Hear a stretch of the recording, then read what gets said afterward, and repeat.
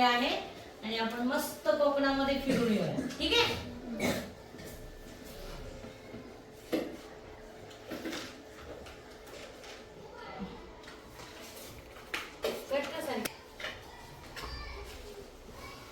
तर आपण आज गोमू माहेरला जाते ही कविता शिकणार आहोत. ठीक आहे. पाठ 10 गोमू माहेरला जाते. कुणी कुणी पाहिलंय? कुणी कुणी पाहिलं आहे कोकण? कुणीच नाही. तू पाहिले? कधी पाहिलं? कधी गेली होती कोकणात? बहिणीकडे गेली होती. ओके ओके छान. बस करे बस. छान. तर आज आपल्याला ही जी कविता शिकायची आहे त्या कवितेचं नाव आहे गोमू माहेरला जाते आणि या कवितेचे कवी आहेत ग.दी. माडगुळकर. कोण? ग.दी. माडगुळकर. मग ग म्हणजे काय? तर ग म्हणजे गजानन आणि दी म्हणजे दिगंबर.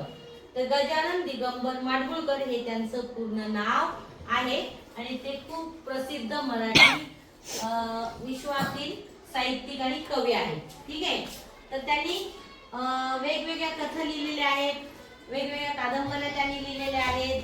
तर त्याच्यानंतर ह्या कवितेमध्ये त्यांनी कोकणचं वर्णन सुंदररित्या केलेलं आहे. तर आता मी तुम्हाला ग.दी. माडगुळकर यांचा फोटो दाखवते आणि थोडक्यात त्यांचा परिचय दाखवते. माडगुळकर यांचं पूर्ण नाव आहे गजानन दिगंबर माडगुळकर. आणि बघा हे ग.दी. माडगुळकर आहेत. हे कवी त्यांनी ही कविता लिहिलेली आहे आणि त्यांचा परिचय मी तुम्हाला मगाशी दिलेलाच आहे की ते खूप प्रसिद्ध कवी होते. त्यांनी कादंबऱ्या लिहिल्या होत्या, वेगवेगळे पुस्तकं त्यांनी लिहिले आणि या कवितेमध्ये त्यांनी कोकणाचं सुंदर वर्णन केलेलं आहे. तर त्याच्या आधी तुम्हाला कोकण म्हणजे काय हे माहिती पाहिजे. हा मग काय आहे हा कोकण? तर आपण मी तुम्हाला दाखवते. स्टॉप. तर हा आपला महाराष्ट्राचा नकाशा आहे. बरोबर? कोणाचा नकाशा आहे? आणि हा महाराष्ट्राचा, आपल्या राज्याचा. तर मी तुम्हाला मागे दिशा सांगितलेल्या आहेत. तर नकाशाची वरची दिशा कोणती असते? कोणती? बरोबर. खालची? ओके. आणि आपल्या उजव्या हाताची? पूर्व. कोणती? आणि ही पश्चिम. तर तुम्हाला महाराष्ट्राच्या नकाशाची ही जी दिशा आहे ही पश्चिम आहे आणि हा भाग दिसतोय का तुम्हाला? कसा आहे बघा? कोणता रंग आहे हा? निळा रंग कशाचा असतो? कशाचा? बरोबर. मग या पश्चिम किनारपट्टीला म्हणजे महाराष्ट्राच्या पश्चिम किनारपट्टीला हे जे तुम्हाला पाणी दिसत आहे तर हे काय आहे? हा सगळं समुद्राचं पाणी आहे. कशाचं? समुद्राचं. आणि म्हणून याला पश्चिम किनारपट्टीला कोकण असे म्हणतात. तर कोकणामध्ये खूप समुद्र आहेत. या पूर्ण पश्चिम किनारपट्टीला समुद्र किनारे लाभलेले आहेत आणि या भागाला कोकण किनारपट्टी असे म्हणतात. तर या कोकणचंच वर्णन कवी यांनी या कवितेत केलेलं आहे. गोमू माहेरला जाते हो नाखवा ही कविता. चित्रात काय दिसते तुम्हाला? ही कोण आहे? आणि हातीचा कोण आहे? बरोबर. कोण? तिचा नवरा आहे. आणि गोमूचं नुकतंच लग्न झालेलं आहे बघा. आणि ती माहेरला चालली. कुठे चालली? आणि मग ती तिचं माहेर कोणतं असू शकतं सांगा बरं? कोणतं? आणि तिला माहेरी सोडवायला तिचा नवरा चाललेला आहे कोकणामध्ये. ठीक आहे. आणि तो तिला सोडवायला जात असताना ते समुद्रामध्ये होडीत बसतात आणि होडीत बसल्यानंतर तो नाखवा आहे. कोण? नाखवा म्हणजे नाव चालवणारा. तर त्या नाखवाला नाखवाला काय सांगताय कवी की गोमू माहेरला जाते, तिच्या सोबत तिचा नवरा आहे. तर तिच्या नवऱ्याला काय दाखवा नावाडी दादा? कोकण. काय दाखवा?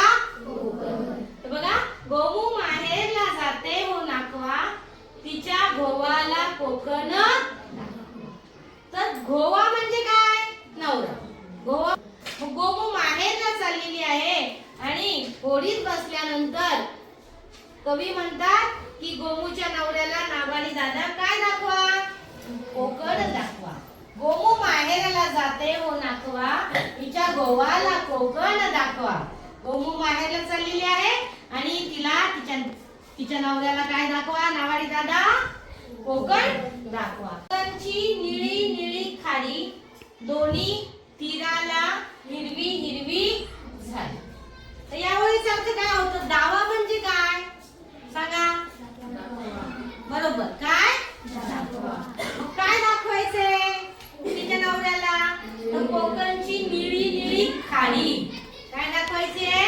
निळी निळी खाडी आणि दोन्ही तीराला असलेली हिरवी हिरवी कोकण म्हणजे खूप समुद्र आहे कोकण मध्ये आणि मग समुद्र म्हटला की तिथे खाड्या येतात आणि दोन्ही तीराला काय असतात मोठमोठी हिरवी हिरवी झाडी असतात कटकस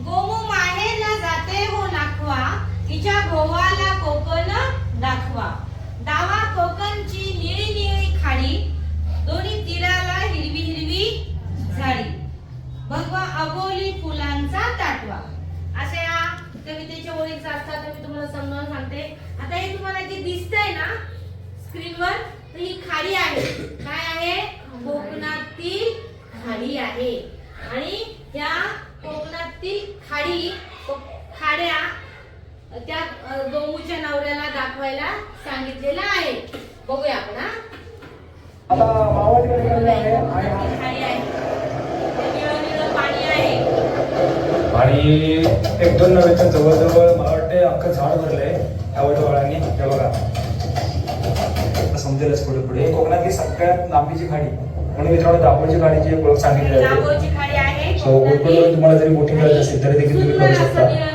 इकडे हे ऑफिस आहे बघू शकता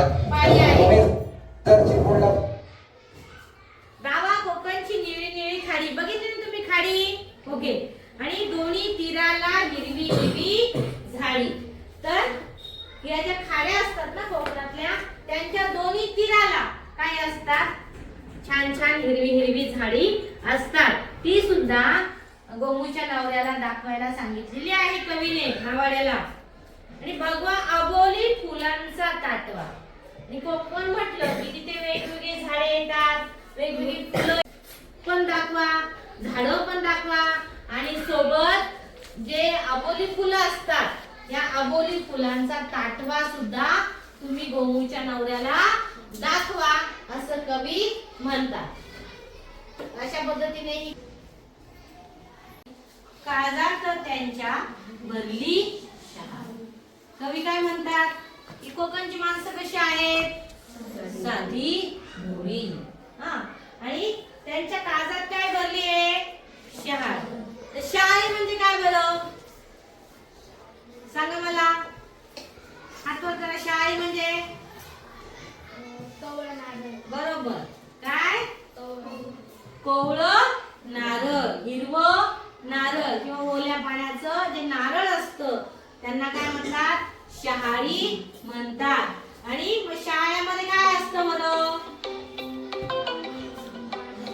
शाळेमध्ये काय असतं पाणी आणि ते कसं असतं गोड कसं असतं गोड तर कवी काय म्हणतात का कोकणातली ही माणसं आहेत ना ही एकदम साधी भोळी आहे आणि त्यांच्या काळजात काय आहे शहाळी म्हणजे गोड पाण्याचं जे नारळ आहे त्या गोड पाण्यासारखं या माणसांचं काळीज आहे म्हणजे इतके छान त्यांचे स्वभाव आहेत असं काय म्हणतात कवी म्हणतात अशा रीतीने कोकणची माणसं साधी भोळी काळजात त्यांच्या भरली शहाळी ही माणसं खूप साधी भोळी आहेत नारळाच्या शहाळ्याच्या पाण्याप्रमाणे त्यांचं काळीज त्यांचा स्वभाव त्यांचं मन खूप गोड आहे असं कवीला म्हणायचं आहे उंची माडांची जवळून मापुआ या कवितेचा या ओळीचा अर्थ काय होतो माहितीये का तर उंची माडांची जवळून मापुआ मापुआ म्हणजे काय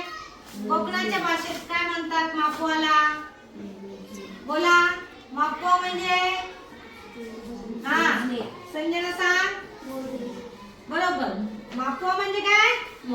तर कवी काय म्हणतोय, तर कोकणामधले जे माड, माड म्हणजे काय? कोणाचं? नारळाचं. नारळाच्या झाडालाच कोकणामध्ये माड असे म्हणतात. तर कोकणची माणसं साधी भोळी, काळजात त्यांच्या भरली शहाळी, उंची माडांची जवळ न मापू. आणि कोकणामध्ये जर गेलो ना आपण तर ठिकठिकाणी समुद्र किनारी आणि घरोघरी नारळाची झाडं आपल्याला दिसतात आणि ती एवढ्या कमी उंचीची असतात की आपण जवळ जाऊन त्यांची उंची काय करू शकतो, मोजू शकतो. नजरेने सुद्धा आपण त्या माडांच्या झाडांची उंची सांगू शकतो. एवढे ते झाड काय असतात, उंचीने लहान असतात. सोडून देणे खोड्या साऱ्या, शिरात शिर रे अवखळ. तर सोडून देणे खोड्या साऱ्या आणि शिरात शिरे अवखळ वाऱ्या. इथे साऱ्या झाल्या, इथे वाऱ्या पाहिजे. तो जो वारा आहे ना, हा वारा कवी काय म्हणतो त्या वाऱ्याला की हे वाऱ्या तू तुझ्या खोड्या सोडून दे. का बरं वाऱ्याला खोडकर म्हटलंय कवीने? तर तुम्हाला माहितीये की नाही, जर वारा आला जोराचा तर तो काय करतो, सगळं काही आपले कपडे लत्ते असतात वगैरे ते सगळं वारा उडवून लावतो. म्हणजे तो खोड्या करतो, याचा अर्थ झाडांना हलवतो, कपड्यांना उडवतो आणि बरंच काय काय करतो. म्हणजे वारा हा काय आहे, खोडकर आहे, अवखळ आहे. वारा हा अवखळ आहे आणि खोडकर आहे. मग कवी काय म्हणतोय की वाऱ्या तुझ्या सगळ्या खोड्या सोडून दे आणि तू कुठे शिर, शिर शिरात शिर. कुठे शिर, शिरात शिर. मग शिर म्हणजे काय, कोणाला माहितीये का? माहितीये का शिर म्हणजे काय? माहित असेल तर सांगा, सांगा. येतं तुला? सांगा, सांग, आवडू नको. शिड म्हणजे काय? बरोबर, मोठ्याने सांग. बरोबर, सफेद कापड होडीला असतं, त्याला शिड असे म्हणतात. आता हे तुम्हाला दिसतंय का? बघा, हे कापड दिसतंय का? दिसतंय का कापड? आणि होडीला जे कापड लावलेलं असतं ना पांढरं, त्याला शिड म्हणतात. काय म्हणतात? शिड. तर ह्या शिडामध्ये जर वारा शिरला ना तर ती होडी काय होते, जोरात पळते, पाण्यावर जोरात चालू लागते. आणि म्हणून कवी म्हणतो वाऱ्याला की तू सगळ्या खोड्या सोडून दे, तुझा अवखळपणा बंद कर आणि अगोदर तू काय कर, ह्या माझी म्हणजे जी गोमू आहे ती ज्या होडीत चाललेली आहे त्या होडीमध्ये जे शिड आहे त्या शिडामध्ये शिर. म्हणजे गोमूची होडी काय होईल, समुद्रातून भरभर चालेल आणि ती लवकर माहेरी पोहोचेल. असं कवीला म्हणायचं आहे. सोडून दे रे खोड्या साऱ्या, शिरात शिर रे अवखळ वाऱ्या, जणी धरणीला गलबत टेकवा. आणि जर काय होईल, लवकर टेकेल, धरणीला लवकर ते गलबत थांबेल आणि गोमू होडीतून उतरून कुठे जाईल, माहेरी जाईल. जणी म्हणजे काय, लवकर. जणी म्हणजे लवकर. आणि म्हणून कवीने या कवितेमध्ये सुंदर कोकणाचं वर्णन केलेलं आहे. तर मी तुम्हाला आता आहे ना शिडाची होडी कशी असते ते मी प्रत्यक्ष दाखवते. हे बघा, हे चित्र दिसतंय ना तुम्हाला, ही शिडाची होडी. कशाची? शिडाची. आणि हे जे आहे पांढरं कापड याला शिड म्हणतात. काय म्हणतात? शिड. आणि हे असं होडीला बांधलेलं असतं, त्याच्यात काय शिरतो, तो वारा. आणि जसा वारा त्याच्यामध्ये शिरला की त्या होडीला वेग येतो, ती जोरात पाण्यावर धावू लागते. जसं आपण गाडीमध्ये पेट्रोल टाकलं की पेट्रोलमुळे गाडी आपली वेगात धावते, तसं ही शिडाची होडी वारा शिरल्यानंतर काय होते, वेगात पळू लागते. आता आपण व्हिडिओ बघूया तिचा.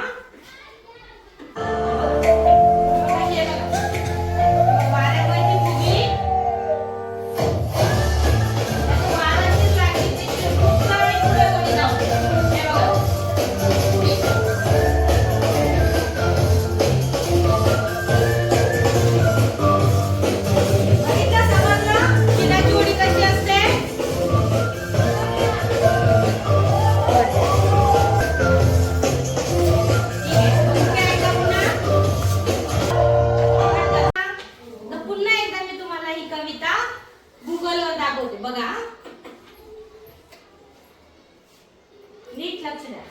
आई बाबांसाठी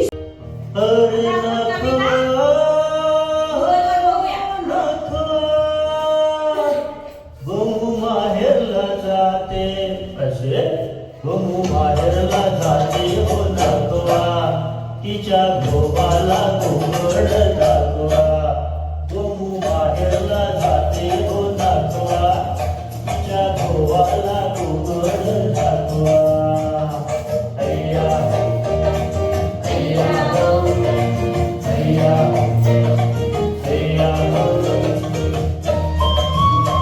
चला कोकण. कोकडची निळी खाळी तवा कोकडची निळी खाळी दोन्ही तीराला हिरवी झाडी दोन्ही तीराला हिरवी झाडी भगवा अबोले फुलांचा ताटवा भगवा अबोलेच्या फुलासाठी ताटवा तिच्या गोवाला कोकण दाखवा माहेरला जाते हो दाखवा तिच्या गोवाला कोकण दाखवा हैया हैया हो हैया हैया हो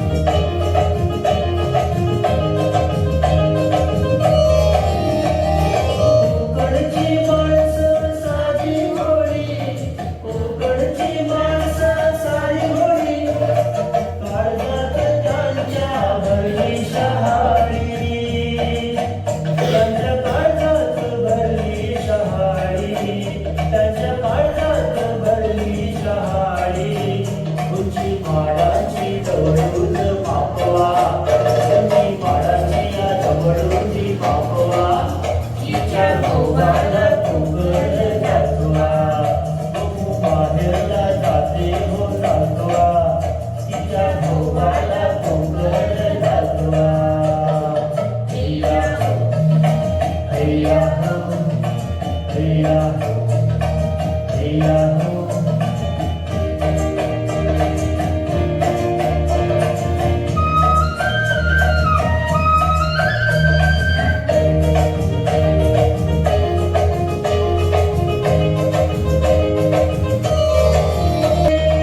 कोडा सारा सोडून दे कोडा सारा शिरात शिरे अखडवाड्या शिर शिरात अखडवाड्या शिर शिरात अखडवाड्या घडी घडीला गलबत टेकवा घडी घडीला या गलबताला टेकवा तिच्या गोवाला कोकण दाखवा माहेरला जाते हो दाखवा तिच्या गोवाला कोकण दाखवा हैया हैया हो हैया हैया हो हैया हैया बघा किती सुंदर आहे कोकण. व्हिडिओ मध्ये दिसलं की नाही तुम्हाला? आणि आपण नक्की सहलीला जाऊया कोकणात. प्रत्यक्ष जाऊन कोकण बघूया आपण. हा, तर अशा रीतीने ही कविता समजली तुम्हाला? तर याच्यावरचा काही आपण स्वाध्याय घेऊया. ठीक आहे.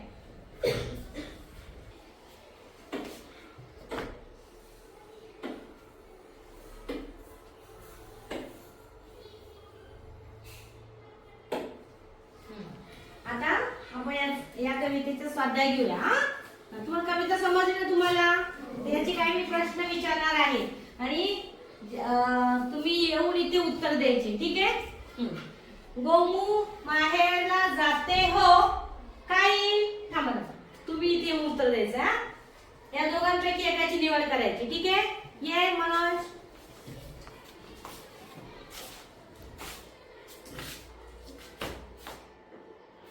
बरोबर. बरोबर आहे. काय आहे उत्तर? नागवा. Very good. पुढचं वाचा. काय येईल इथे ते उत्तर? तू दे पूजा. डावा कोकण दोघांपैकी एक उत्तर द्यायचं. बरोबर. बरोबर आहे पूजाचं. काय उत्तर आलं? गाडी.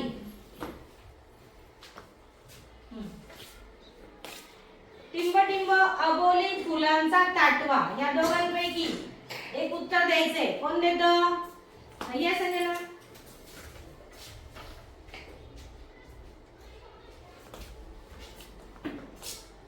बरोबर. बरोबर आहे. शाबास. हा? उंची टिंब टिंब जवळून मापवा. पाठीमागे चला गौरी या. गौराई माझी लाडाची लाडाची ग. बरोबर. बरोबर आहे. Very good. उंची माडांची जवळून मापवा. समजलं तुम्हाला? कविता जर तुम्हाला समजली असेल तर तुम्हाला हा खेळ खेळता येईल. ठीक आहे.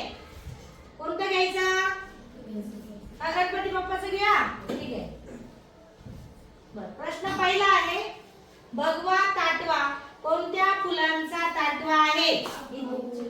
थांबा, इथे पर्याय दिलेला आहे. अबोलीच्या की गुलमोहराच्या. ते येऊन इथे उत्तर द्यायचंय. दे.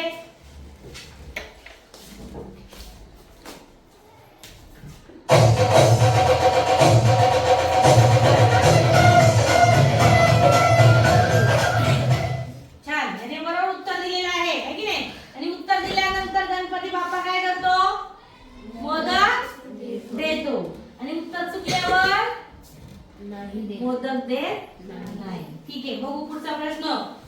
गोमू कोठे जाते? आठवण करायचंय. चल गायत्री बघा नीट.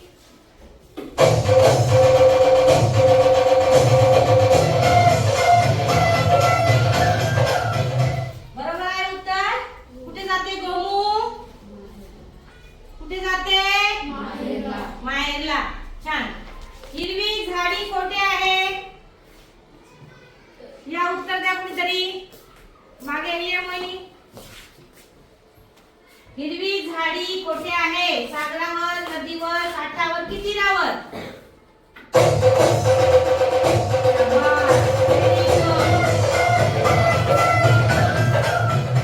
सगळे बरोबर उत्तर देत आहेत. त्याचा दुसरा खेळ घेऊया. प्रश्न आहे, कवी कोणाला खोड्या सोडून द्यायला सांगत आहे? मुलांना, निसर्गाला, पावसाला की वाऱ्याला? पाठीमागे. हा, ये धनश्री.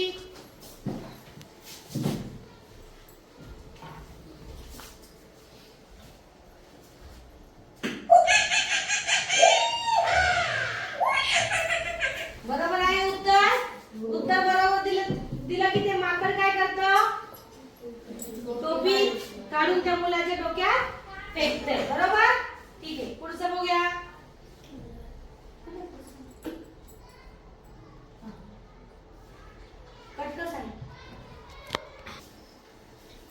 प्रश्न आहे, कोणता काव्यसंग्रह ग.दी. माडगूळकर यांचा नाही? ओके. आकाशाची फळे त्यांचा आहे का? नाही, ते बघायचंय. चैत्रबन, जोगिया आणि पुरिया या चार पैकी एक काव्यसंग्रह ग.दी. माडगूळकर यांचा नाही. कोण देतं या प्रश्नाचं उत्तर? कोण देतं? हा,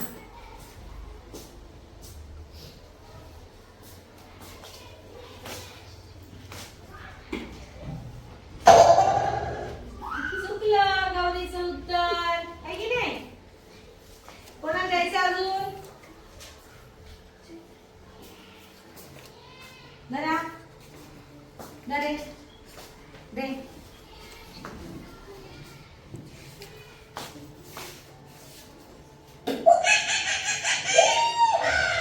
बरोबर.